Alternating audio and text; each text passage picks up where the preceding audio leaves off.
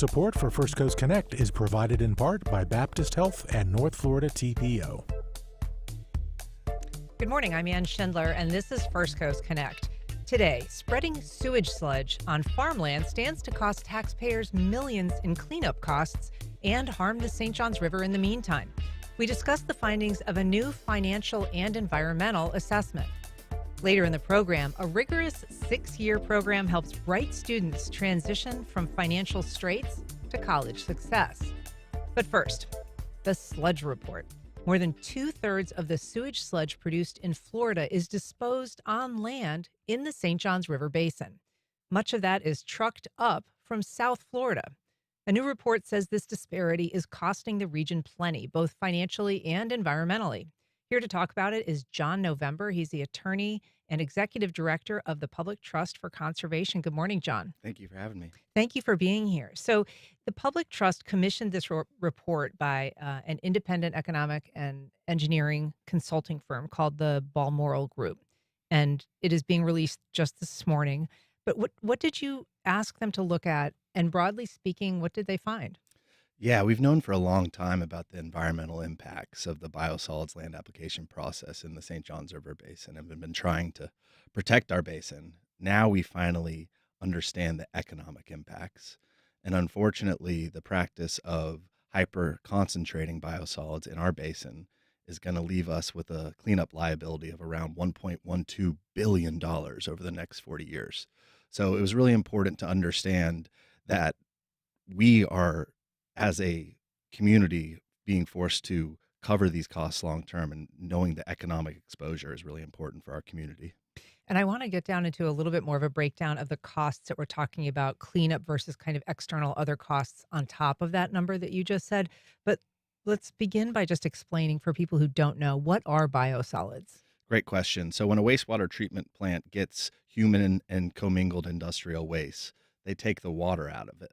And the leftovers, that's what we call sewage sludge. And then the sewage sludge is usually lightly treated up to a standard and heavy metals are reduced. And then at that point, it's trucked away from the facility and brought either to a landfill or land applied. And the land application of biosolids is used at either ranches or at farms to grow grass. But unfortunately, they're not just getting nitrogen, the main nutrient that's needed to grow grass. They're also getting a lot of nasties, and they're also getting an imbalance in the amount of phosphorus that's entering the ecosystem. And that imbalance of phosphorus causes algae blooms, specifically blue-green algae blooms and microcystis, which can be toxic to both humans, wildlife, and the natural environment. And there are different levels that biosolids can be treated to. And so when we're talking about sewage sludge, we're talking about this Class B, kind of the lowest level of treatment. If people are watching our live stream, they'll see some images of land application of the sludge, but also there's an image, for instance, of someone holding something that looks like dirt in their hands. That's not what we're talking about. That really is this higher treatment that is sometimes used even by people at their homes. Pellets or kind of this dirt-like material that is treated to a higher degree. But we're talking about something that's not quite that clean. Yeah, we're talking about something that's much sludgier, much wetter, much smellier, and doesn't go through that higher level of treatment. We actually are major proponents of treating the biosolids and the sewage sludge to higher levels, turning it into compost, turning it into a fertilizer product that can actually be applied agronomically. The issue with Class B biosolids from a nutrient perspective, and that's what feeds the algae blooms that we're most concerned about in the St. Johns River, is that you have a stable amount of nitrogen to phosphorus. So when you apply the nitrogen that you need to grow crops, you unfortunately almost always get too much phosphorus. And that's a real problem. But there are products that limit the amount of phosphorus that can be applied agronomically. And we're hoping that our state continues to move in that direction so that we have valuable and sustainable products. And this can be not just a waste, not a disposal, but actually a reuse that's beneficial to our society as a whole. And unfortunately, that's not what's happening right now. And so it's important to note that this report that you are releasing this morning is looking specifically at those costs that are related to nutrient pollution and how that impacts the St. Johns River and the St. Johns River Basin. There are other chemicals and pollutants contained in this material, and we will talk about them a little bit later. Those include things like forever chemicals, sometimes known as PFAS, It includes things like pharmaceuticals, pesticides, microplastics. Those are all other things that are often contained or almost always found to some degree in biosolids. This report is not looking at those directly or the costs that might be associated with those, but we will talk about those. Let's start, though, if we can, by talking about why the lower St. John's Basin is getting so many of these biosolids. Ugh, it's a frustrating thing. It's an unintended consequence of a piece of state legislation that was passed back in 2007. The people of South Florida were seeing the Everglades collapse because of this practice of land applying biosolids in the industrial and agricultural areas directly outside of the Everglades. And they decided to pass a piece of state legislation saying we are no longer going to allow the land application of biosolids in South Florida. So, what do we do starting in 2013 when the rule becomes effective? Well, let's truck it just far enough north where the ban is no longer effective and land apply on these rural, often underserved communities of the upper St. Johns River Basin and do the cheapest and dirtiest thing. And that happens to have really unfortunate unintended consequences on the St. Johns River. We've actually, since 2013, now we're looking at a dozen years of application. And unfortunately, even if we stopped right now, the legacy nutrients, the legacy impacts of this practice is going to be felt by us for the next decades, maybe centuries. And we're looking at a map right now for those watching our live stream that show the application sites county by county. And you can see, none in South Florida, and then this real intensification around Central Florida, which for people who don't know the geography of the St. Johns River, that is the headwaters. It's a north Mhm. flowing river. And so those tributaries, those lakes that are being impacted, basically then carry up through the rest of the St. Johns River. And that's where we see the algal blooms. Yeah, unfortunately, that comes up right through the St. Johns River, past Jacksonville, and right on out to the Atlantic Ocean. We are hoping to mobilize the communities of the upper St. Johns River, St. Johns County, Flagler County, Duval County, to say that this practice must stop. I mean, it's been an inequity that's survived for a dozen years now, and we're hoping that it gets limited through rule changes that we fought for in 2020. But unfortunately, some land appliers haven't been consistently applying within the bounds of the law, and it's important as a legal advocacy organization that we are there to ensure that the laws are followed. And we know that when this shift happened in 2013, we were seeing significantly higher volumes of biosolids moved to this area, disposed of in this area. And regulators know that at the same time, the level of pollutants in the river was surging, that kind of followed right along with it, even though the amount of agricultural land has greatly diminished because of development. And you would expect, I mean, I think the report says that the amount of agricultural land in that area declined from 360,000 acres in 2006 to just 190,000 acres roughly today. But that the nutrient loading, the pollution of those nutrients remains the same. Yeah, it's unfortunate. I mean, we need agriculture to grow food. It's an important part of our society, but it's shrinking. And the fact that the nutrients are still increasing, there has to be an explanation. And published research from the St. Johns River Water Management District directly correlates the amount of phosphorus and nitrogen impairments, which means polluted water bodies in the St. Johns River, to the practice of land applying biosolids.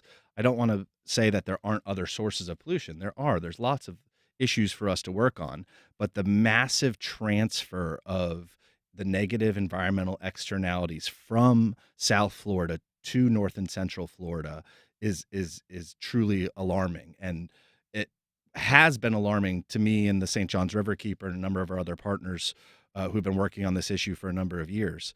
But we've never been able to, and I don't think it's ever been done across the entire country, maybe the world, an actual economic analysis, not just of the economic impacts on the site where farms are closing in Maine and Michigan because they have PFAS pollution, because they have these emerging contaminants of concern, but also downstream. There Mhm. are impacts outside of where these biosolids are being land applied. And now that we can finally understand what the lower bounds of those are, because we're just talking about phosphorus pollution. If you think about the unintended or unknown consequences of the PFAS issues, which we're just beginning to understand, and other emerging contaminants of concern, the cleanup liabilities could actually be worse. So it's time as a state to take this seriously. If you're just joining us, we're talking about the financial and environmental costs of sewage sludge disposal in the state. You can join our conversation if you have comments or questions by calling 904-549-2937 or emailing First Coast Connect at WJCT.org. You can also reach out on Facebook, Instagram, or X at FCC On Air. I am talking to attorney John November about this. And so let's talk a little bit more about the cost, because this analysis looked at projected cleanup costs over a 40-year period of specifically the impact of the phosphorus, this nutrient pollution. And you found in that report, or the analysis, the consultant found that it could be up to 1.4 billion. But they also looked at something, more indirect, the cost of, for instance, lost property value, lost recreational value, lost ecosystems, that are no longer functional.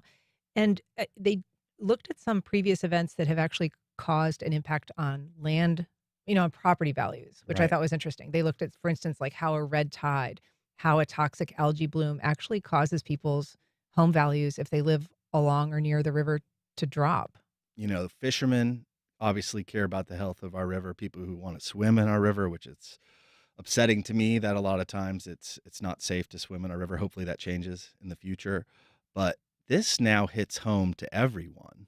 The fact that these algal blooms could affect our property values throughout Northeast Florida, and the fact that the increasing algal blooms over time caused by this practice could hit our pocketbooks. That's a serious concern to many, and recreational values are significantly diminished when there's these algal blooms. People, if you swim, and dogs often, if they swim in these waters, can get violently sick, and dogs have even died. So it can have really massive indirect impacts, and it's nothing to shy away from. It's time as a state to invest in the infrastructure and innovative technologies that can deliver us from this problem. It's not all doom and gloom. There are wastewater treatment facilities coming online in the state of Florida that are turning these biosolids into valuable products, and the private market is ready to come in and make it happen.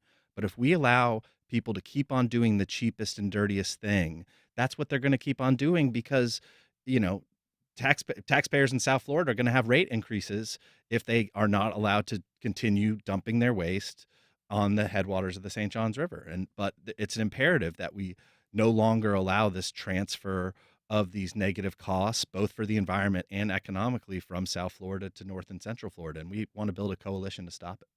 Got a message from Michael on Instagram saying there is a sludge removal industry aiming to get our tax dollars for perpetual muck removal in Florida. The true root causes of muck in Florida waterways is myriad. However, our dollars must first be spent on improved wastewater treatment facilities, residential/commercial septic system closures, and stormwater management. Beware treating systems and not causes when funding Florida's environmental problems. We also have a call from Jim in Jacksonville. Good morning, Jim. Go ahead. Hi, Jim Simcoe. I'm a power engineer. I work in the wastewater industry, and I think your guest is very much correct. It's a lack of political will. The technology to deal with sludge in an effective and economical way is not new, and it's not difficult. The Milwaukee Metropolitan Sewerage District finances itself directly off of the commercial sales of milorganite, which is a nitrogen fixant literally made from irradiated and cooked leftover activated sludge after the treatment process. Effectively, the buyback period to be able to treat on a county, it went in, especially in an agricultural state like Florida, you're looking at a buyback period of about 15 years for an effective wastewater treatment facility where you're only pushing effluent into the St. Johns and you're not pushing sludge in.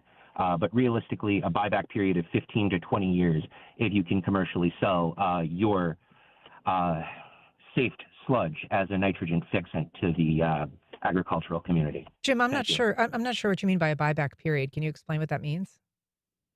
Yes. So when you do a large capital project, the buyback period is effectively how long it takes to pay off the capital investment plus interest based off of the revenue you receive, Gotcha. both from rate hikes and from ancillary sales, like in this case, selling deactivated sludge. Gotcha. Okay.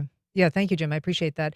John, you're nodding to that. I mean, there are facilities in Florida that do treat sewage waste to a higher level, and it is sold, often as, a product Compost. compost, Mhm. right? People will put it on their gardens. Mhm. And, to Jim's point, it can be irradiated, it can be cooked. A lot of pollutants can be resolved in that way. But does that take care of things like PFAS or these pollutants of emerging concern, pesticides, microplastics?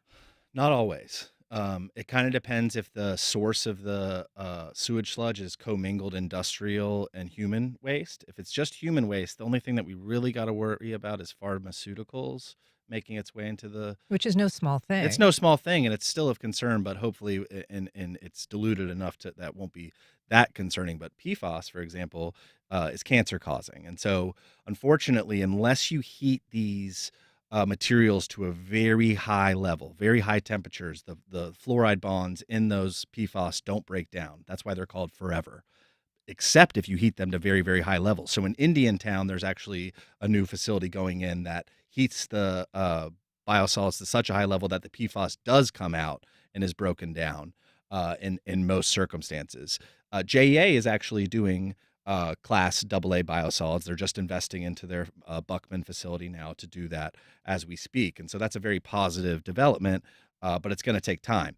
PFAS still will remain a concern. Their technology is turning it into more pellets that you referred to earlier, which then can be treated to higher levels. And hopefully, frankly, phosphorus and nitrogen are very valuable, but not phosphorus is not valuable here in Florida because we don't need it. But across the world, phosphorus is incredibly valuable. So if we can actually get this product dried and turn into a more stable product like we'll have in Jacksonville, we can then hopefully send it to fertilizer manufacturers who can use this as the base material as opposed to mining phosphorus, which has its own environmental issues. So Right. there is hope. Yeah. We've got a call from John on the south side. Good morning, John. Go ahead. Hi, good morning. Thank you for the interesting educational conversation. I'm just curious, does this cast shade on what we've been told for decades that the principal source of phosphorus pollution was non-point source pollution, chemicals from runoff from our fertilizing of lawns and that sort of thing versus point source pollution? Does this fall into the point source category? And that's all. Thank you. Good question, John. I mean, typically we think of point source as kind of a factory. Does agricultural land use of a biosolid count as a point source or kind of a non-point source? And to his point, what is the role of just fertilizers on lawns and stormwater runoff? Great question. So it's a little bit nuanced, but when they land apply the biosolids onto the farms, that's a point source because it's coming out of a discrete conveyance onto the land. When it leaves the land, typically through either runoff, if there's rain, so if they do it during rainy season, or if the groundwater's high, it'll run off the surface, but mostly it's actually coming into the groundwater. And when it comes into the groundwater, then makes its way directly into the St. Johns River. We now know that how porous the limestone is in Florida, so it's all connected. That is a non-point source. Um, But his question is kind of more like we've been told typically that the primary culprit is, maybe lawn fertilizer yeah. and these non-point sources. And I think he's curious how big of a deal is this relative to those other sources? Recently, there's been a lot of really cool research into this, actually. And unfortunately, what we're finding, and we don't want to hear it, is that it's us. It's our waste. It's our human waste, which is one of the number one contributors to pollution problems. People in South Florida wanted to, for example, blame the massive algae blooms they were having both on the east and west coasts on fertilizer pollution coming from the sugar industry, et cetera. But when a isotope study was done to actually pinpoint the exact type of pollution that was entering the system, they found that a vast majority of it was actually coming from septic tanks and sewage. Mhm. So it's difficult to separate biosolids from other types of human waste because it has the same nutrient signatures.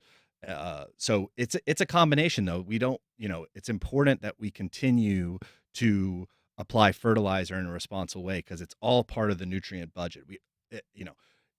Unfortunately, in the lower St. Johns River Basin where we are here in Jacksonville, we've spent so much time and so much money reducing the amount of nutrients entering our system as a whole. Aren't we the upper? We're the lower. The upper is I know Oh, it's I've got it confusing backwards. Okay, I'm because it sorry. makes its way up the Okay. St. Johns River from the base of it.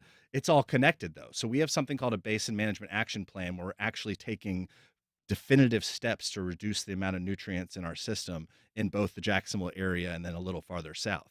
Well, unfortunately, there is no BMAP. There is no plan for reducing nutrients at the headwaters of the St. Johns River. So there's no active management happening there, which results in massive increases in the amount of nutrients entering the system. So it's a massive problem that's not being challenged effectively. And so that relates to a question that we have from Cindy on Facebook because she says, "Great topic. Curious what the reason would be for the state not to regulate this in a more environmentally responsible way. This seems like a no-brainer.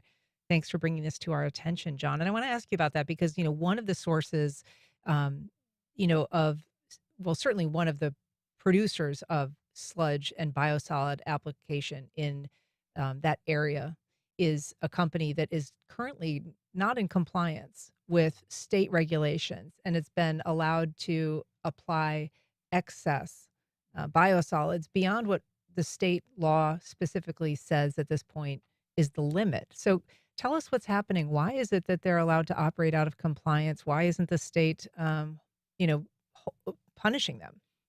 Yeah. So in 2020, our Florida legislature passed something called the Clean Waterways Act that basically did do a better job of protecting our environmental resources from the threat of biosolids. As a part of that 2020 bill, they gave communities, mostly in South Florida, where our most concentrated populations are, 3 years, up to 3 years, to come up with a plan for what else they were going to do with this stuff.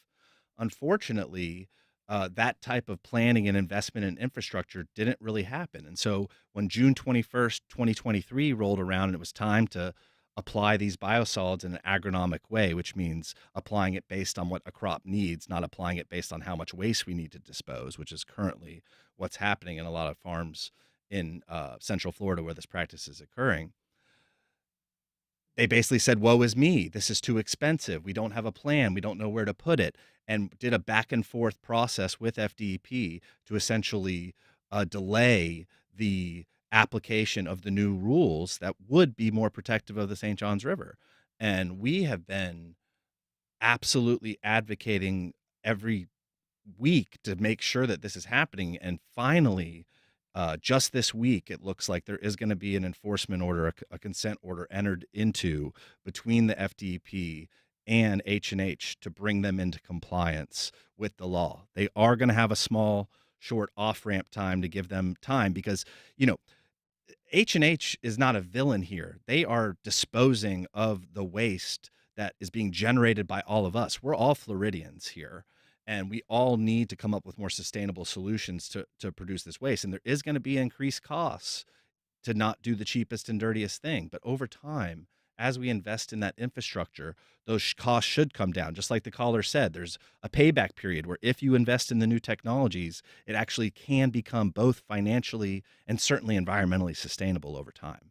And we should say we did reach out to H&H Liquid Sludge Disposal. They're based in Suwannee County, and they've been disposing of biosolids for about 30 years. We didn't hear back from them, but they do have a statement on their website that says H&H takes pride in our commitment and everyday actions that help promote a sustainable environment. Each year, our company finds new ways to reduce and reuse materials.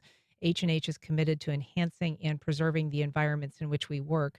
So, John, I mean, you say now there's this consent order, which is basically kind of a legal agreement between regulators and a polluter of some kind. Exactly. And so is that something that you expect would have any immediate impact on the water quality in the St. John's? And I kind of want to get back to the point that you made about the legacy Mhm. of these pollution inputs, because sometimes the year or two after an application isn't even the boom year for when you're going to see nutrient levels spike.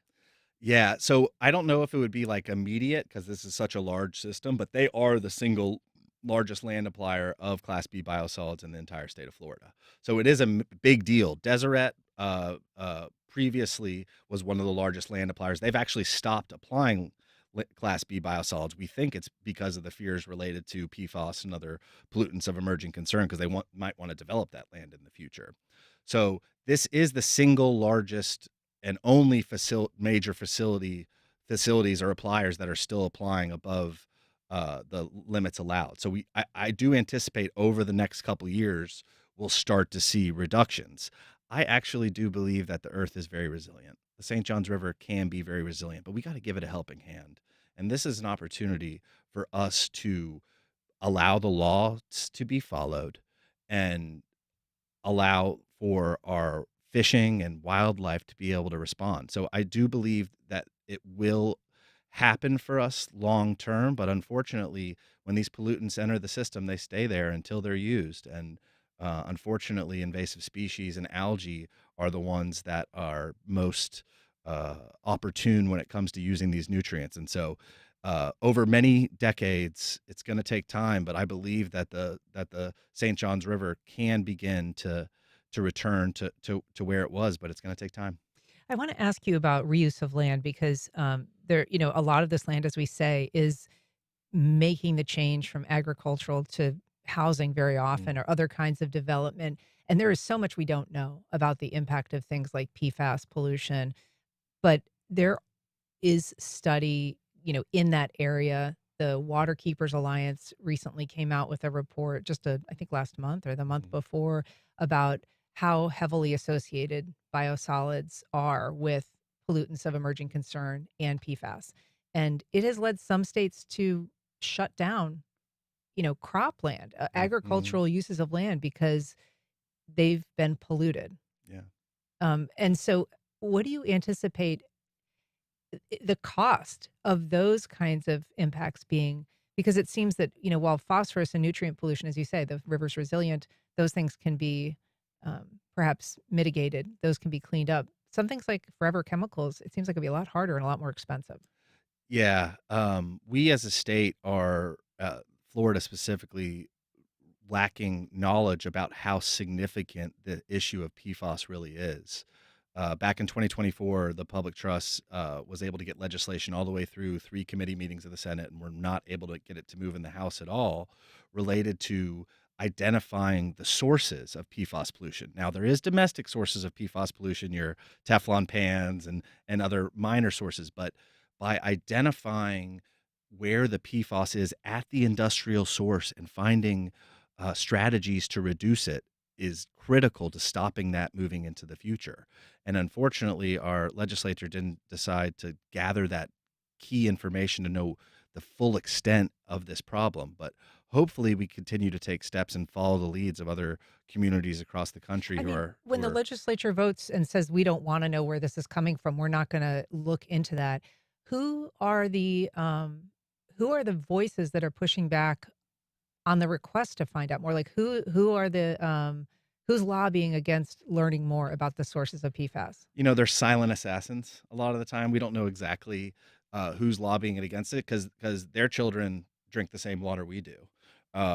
So I don't know why they would not want to have more information on this topic, because I think it's critical to say that we're not trying to regulate it until we know the extent of the problem. We know the extent of the various contaminants of concern that are in the water, and maybe how we can control it at the source. Don't be punitive. Instead, find out collaborative solutions for if there is a known problem. Many entities will want to take action to solve it. But unfortunately, it does put a bullseye on their back if they're known polluters, and so they'd rather have their head in the sand and not address the situation rather than come up with fruitful solutions. Sure, big costs associated. Just briefly, we got an email from Alex saying the Navy has a novel waste disposal system on Ford-class aircraft carriers manufactured by a Canadian company called Plasma Arc Waste Disposal System. It uses high-voltage plasma to, quote, burn waste. The byproduct is elemental gases and non-toxic effluent. This would be a good use for the extra capacity JEA bought with their new nuclear power plant. That's in Georgia. Just briefly, John, I mean, this report has now been released this morning. It's available. People can find a link to it on our website. What would you urge people to do if they're interested in this issue? Yeah, learn more. Consider joining our coalition of entities who are going to communicate with policymakers, regulators, and our local government entities to say, hey, we need a voice in this matter. So for so long, kind of been a forgotten stakeholder here. The South Floridians certainly didn't want to see their Everglades collapse. We certainly don't want to see the St. Johns River collapse, and we certainly don't want this to affect our property values, our ability to recreate in the key resource of Northeast Florida, which is our St. Johns River. And it's time to grow a voice and make sure that we're equally represented in Tallahassee and Washington to ensure these protections are included. All right, John November, attorney and executive director for Public Trust for Conservation. Thanks so much for being here. It's been my pleasure. All right. Up next, helping First Coast scholars surmount financial barriers to college success.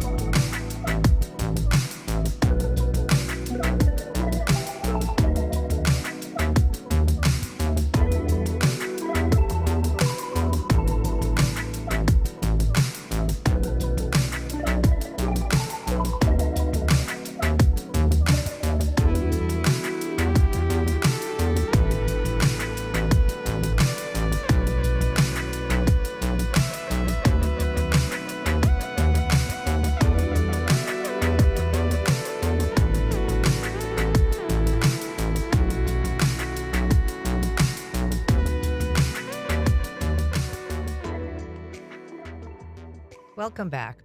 A local program designed to help scholars clear the hurdles of economic disadvantage is celebrating its second year.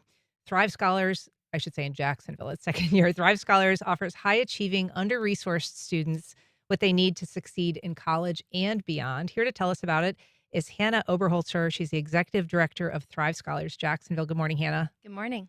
We're also joined by Deja Lee. She's a Thrive Scholars student here from Jacksonville. She's a business school major currently going into her sophomore year at the University of Michigan. Good morning. Good morning, Deja. Nice to have you. And we're also joined by Calvin Alsop. He is a retired financial planner and Deja's mentor. Good morning. Good morning. All right. So if we can, let's start, Hannah. This is a 6-year program, the Thrive Scholars program, and fairly new to Jacksonville.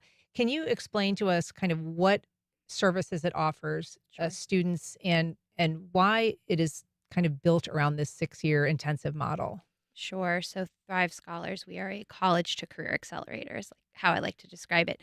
We provide a 6-year continuum of support for these high achieving students from under-resourced communities to help them get into top schools and then graduate with high trajectory careers. So we know that high school graduation is not enough. College graduation is not enough. We want our students to be able to create that economic mobility and financial security for themselves. And in turn, we see our students uplifting their families, leading in their careers, mentoring younger students. So the impact multiplies and helps us build better communities and build a better Jacksonville.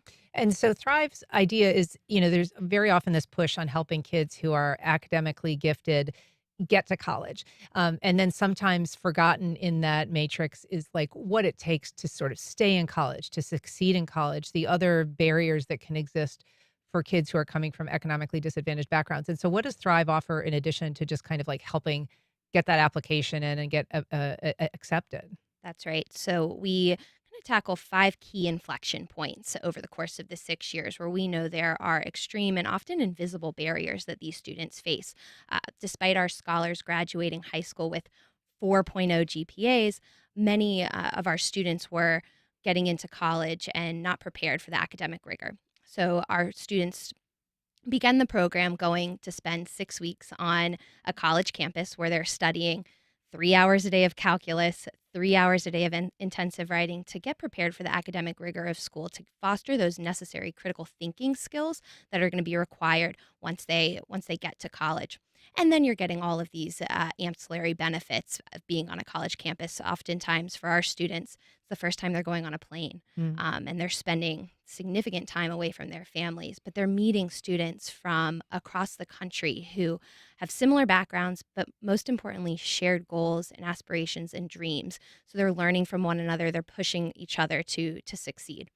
And Deja, you have, we said you're going into your second year. Are there certain things that the program was able to be helpful um, to you with that might have been stumbling blocks otherwise? I think definitely in my first year, even in just summer academies, I met a fellow student that is at the University of Michigan with me, and having even just one person in my fellow classes who knew where I was coming from, who knew the struggles that came with it in a faraway place, it was definitely a huge adjustment. But even being at summer academies, physically just learning those time management skills, learning to be in a whole different place, Thrive pushed me to break all those standards. And you went to Sandalwood here in Jacksonville.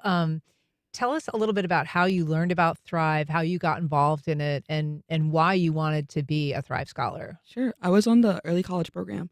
And so I learned about Thrive in my junior year where I was off campus. But I received an email from one of my counselors saying, oh, there's a trip to UNF. And if you want to go, it's about Thrive Scholars. I'd never heard of the program. And so I didn't have class during that time. So I said, you know what? I might as well go. I went and I met the most passionate people I could have met. They wanted to just see us succeed, and you could definitely tell that just through their voice, through the message they carried. And so I applied. I felt like it was a shot in the dark, but I definitely don't regret a thing. It Mm. was a hard process just thinking about, oh, this is a future I want to see for myself. And so just putting in that work there was a big thing. But once I got accepted, I met another student from my school. And so that was Oh, wow. finding comfort there was definitely one thing because you get introduced to so many different people. It was around 200, over 200 of us. And so it's a whole different group and community. But like Hannah said, we have so many like shared goals and aspirations, no matter what career we want to go into. And so that was definitely a big help. Yeah. And Calvin, as we said, was your mentor. Calvin, talk about kind of what role you have played in terms of Deja's, work and her success in college, but also how you got involved in mentoring in the first place. hmm Um, I had an interest in helping youth go to college. So I started looking for some youth to sponsor, but I found out did not have the organization, the structure. Then I had a friend who introduced me to Thrive Scholars and Hannah and looked over the program and had the structure in the organization.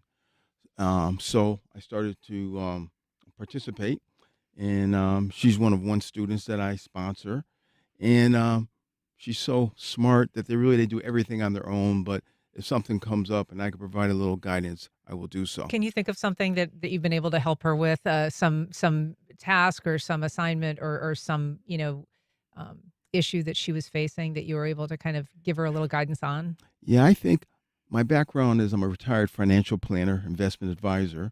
So on the finances part, as far as saving money and having structure, is where I can comment. And then from my college experience many decades ago, stay focused, get the homework done, and don't fall behind. Yeah. And Hannah, so this is, as we said, this is new to Jacksonville, but there are Thrive Scholar hubs all over the country in Boston, Los Angeles, Chicago. What makes a city kind of receptive to the program? Why was Jacksonville selected? That's a great question, and I am so proud that Northeast Florida is the first site in the Southeast that Thrive has expanded into. And the role that Thrive needs to play in any of our markets is a true partner in this larger ecosystem of work that's being done across sectors to really move the city forward. And that's how I see the work here and how our community has really just jumped in and seen us seen our role in this work. So I think that true partnership in community is critical to any region that we expand into. We want to work with the communities and all stakeholders across the community to ensure that we're working alongside one another through our mission to help make Jacksonville a more vibrant place to live, work, and play. And so, what are the criteria for kids who are interested in becoming Thrive Scholars? When we talked about kids from disadvantaged backgrounds, is there also an emphasis on trying to bring students of color into the program? What are the parameters and who should apply or reach out if they're interested? Sure. So we work with high achieving, talented students, determined, motivated students, where there's a whole, and Deja can speak to the comprehensive application component that really mirrors a college application. But we're looking for students with typically 3.8 GPA or higher. We are looking at their socioeconomic status. We're looking at those extracurricular activities, community involvement, and or are you working after school? And that's important. So we want to make sure we're looking at your test scores. If you have taken the SAT, ACT, PSAT, we're looking at the whole student. We're looking at the counselor's recommendations where the students do a video interview as well.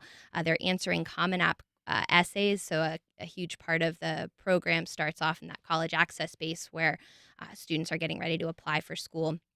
And it is one of so students, Deja got paired with a college access manager from our team who took that initial application into Thrive and those the Common App essays and expanded upon those to help transition those into those college applications. And we're helping the students navigate that application process, the financial aid process, to find the best fit schools for them. Oftentimes our students. What age? I mean, at what point in their high school career should kids be thinking about Thrive? And is it too late if somebody's a junior or senior already and they haven't connected? I would say start thinking about Thrive early on because we do look at that academic rigor. We're looking at, are you taking the hardest courses available to you? So to make yourself competitive for the program, we're looking at the arc of your high school experience. But the application process itself begins that fall semester of junior year. And it is a very intentional timeline. You can't join the program once at any point over the 6 years. It's important that you stay with us from start to finish so that we can provide those tailored holistic supports. And we're talking, Deja, a lot about the academic rigor in the process and the intensity of the program. But just briefly, we should say it's not, you are also a competitive weightlifter and you're doing that at school as part of your education there. And so there are outlets that you're enjoying that are just beyond the textbook. Oh, definitely. I think Thrive, like Hannah said in the application, it's extremely holistic. And so I felt they weren't just looking at me as a student at my GPA, no matter how high of test scores I got, they wanted to see me as a person grow. And you can definitely see that in the people. Every time a person I've communicated within Thrive, they just want to see me succeed. Whether it's our professors that we met over the summer, they say, oh, email us about how things are going and how you're doing. And they just want updates to just see you being happier and see you doing better. And so I would say it's definitely a good thing that the way Thrive looks at us. They view us as we're just not just students. We're people who want to help our communities and give back. And so they make sure to do that. Well, Deja, congratulations. I think she sounds like you're a great representative of Jacksonville for the program, but it's nice to meet you and have a great sophomore year. Thank you. All right. Hannah, Calvin, thank you so much for being here as well. Appreciate it. Up next, First Coast Theater gets a boost as a new performing arts troupe takes center stage.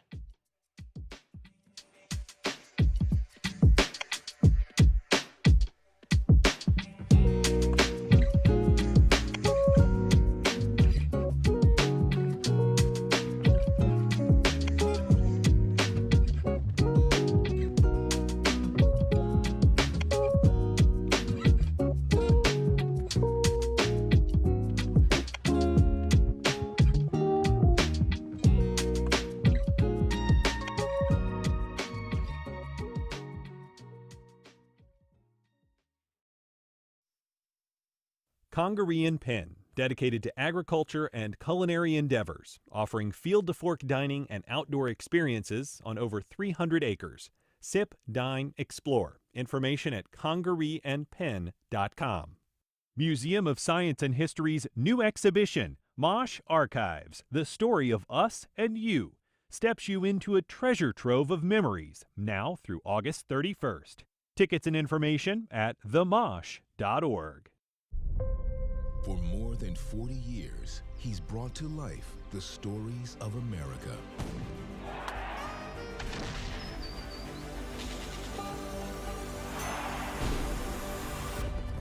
Now, Ken Burns turns his lens to the struggle that created America. The American Revolution, coming fall 2025 on PBS and the PBS app. Together, New York, we're going to freeze the... Zohran Mamdani handily won New York City's Democratic mayoral primary. He's a self-declared Democratic socialist with a populist platform, and that's making other Democrats across the country nervous. Populism and the Democratic Party, that's on the next On Point. Today at 11 on WJCT News 89.9.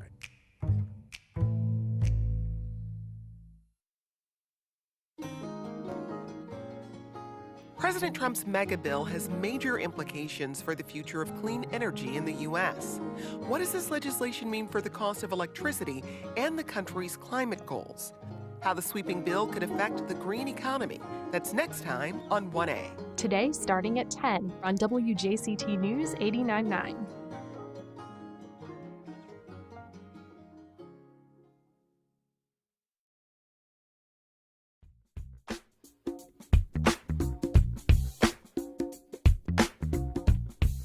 Welcome back. A new theater group celebrates its new beginnings with a bit of a classic show. Here to tell us about the inaugural performance at River City Theater is Stephen Billy. He's the Executive Artistic Director at River City Theater. Good morning, Stephen.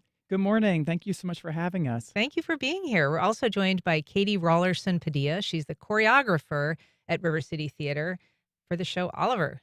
Welcome. Thank you. Hi. Hi, it's nice to have you, Katie. So I guess I would just start by asking, why another theater? We're starting River City Theater. There's other theaters in town. What is different? What is needed in the Jacksonville artistic landscape that calls for this? Yeah, absolutely. Well, I would say Jacksonville has such a rich theater scene already that's there in existence. So, we are not necessarily wanting to have a theater organization that takes over in any way as far as that goes, but really collaborating and contributing to the theater scene. Mm-hmm. And we're very focused on, quality of life and enhancing the quality of life through the arts. So really the partnership there. I think something that you see often in Jacksonville is, proscenium shows, and you do have some more intimate shows. But one thing we really wanted to focus on was staging in a unique way, something outside the box. And in the space that we're performing in, Betsy Leavitt Hall at the Good Shepherd, the Episcopal Church, is going to be 128 seats. So, if you come and see it, it's going to be in the round. So you're thinking about it that way. That's a very different approach than when you're 15 feet away from the stage and seeing it staged in that way. And if you come, more than one night, you're going to have a completely different experience too, because that's a different angle. And that's also a unique way to think about it as well. Yeah. And so theater in the round is a whole different challenge. I'm thinking your work as a choreographer is 360 degrees more difficult, Yes. than it is if you're doing it, Yes. within a proscenium, Right. frame. So how do you approach that creatively? I'm guessing that's kind of a big challenge. Yes. This is actually the first show that I've choreographed in the round. I've done some other things that are like thrust or alley, which is like 2 sides or 3 sides, but there's nowhere to hide anything. And you have to think about, instead of things obviously facing the front in proscenium style, you have to think about angles and things being circular and because everybody can be seen, spreading people out correctly and sight lines and all sorts of things that aren't. You can't hide anybody at the back, right? No, No. there is no back. Yeah. There is no front. It's just everybody is really truly equal. So it's very challenging, but it's also really neat because you do, like Stephen was saying, you get a different perspective and almost a different show depending on which side you're sitting on. Yeah, and you've chosen, we're seeing some pictures now from rehearsals, but you've chosen Lionel Bart's Oliver as your first production. And this is ambitious, not only because of the staging, but because the cast is really large. I think 30 or so people. We have over 30 in the cast. And a lot of them are kids. Yes. Nearly half. So, yes. Nearly half. But I would say that that's kind of where our heart is, though. My background is in theater education. And so that was my And you used to teach at Bartram? I did, yeah. I was the theater teacher there for 4 years, and loved my time in the classroom, and always wanted to. The lifelong dream is to start my own theater organization. So it was just the right time. And one of the things about Oliver is it's a classic. You know, it's a Tony and Olivier award-winning show. There's so many memorable numbers in the show, but we really wanted to program something that was family focused and friendly. So, you know, you can have a night out with the entire family, but also would feature young artists. Like that was something that we felt really kind of compelled and committed to. So, and we love character work. We the do. two of us, and when we're staging and thinking through things, you want it to be a fresh approach too. And we always think, okay, how could we justify including this insane prop or making this zany character choice? And the show really has so much heart with the characters that are in it. Mhm. And we've discovered that even more so as we've been blocking and staging the show too. Yeah, and being inclusive, I mean, I know that one of the goals is to get people involved, even if they may not have a background in dance or musical theater. If people are interested in, first of all, seeing this show, just tell us a little bit about how they can. And then if they want to get involved in the troupe going forward, how they can. rivercitytheater.com. Yeah. Yeah. The tickets are live now and they're going quickly. So we're encouraging people to go ahead and book in advance.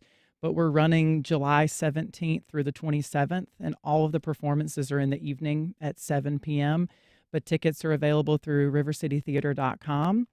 And like we said before, if you come, bring a few people with you, and then if you love it, which we promise you will, come back and you can see a completely different show from a different angle. But yeah, they're live now, and it's at the Episcopal Church of the Good Shepherd over in Riverside. All right. Well, Katie Rollerson-Padilla, Stephen Billy, congratulations. Break a leg. Thank you so much. All right. That's our program. Thank you for listening. If you have comments or questions, you can send either to First Coast Connect at WJCT.org. And if you missed anything, you can catch our rebroadcast at 8 o'clock tonight, or you can find our entire archive on your favorite podcast platform and at WJCT.org. The executive producer of First Coast Connect is David Luckin. Our show is produced by Stacey Bennett and directed by Brady Corum. Our theme music is performed by Club de Belugas. Join us tomorrow when we discuss the week's headlines with our panel of journalists, from deep cuts impacting Jacksonville's Emerald Trail to deep fakes compromising State Department head Marco Rubio. I'm Ann Schindler. You've been listening to First Coast Connect on WJCT News 89.9.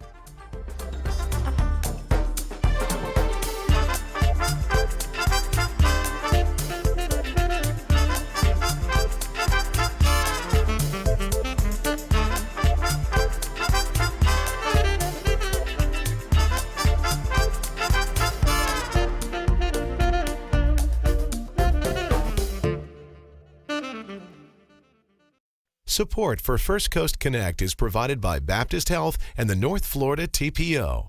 Baptist Health is a proud supporter of First Coast Connect. Baptist Health, committed to building a healthier community for all of us.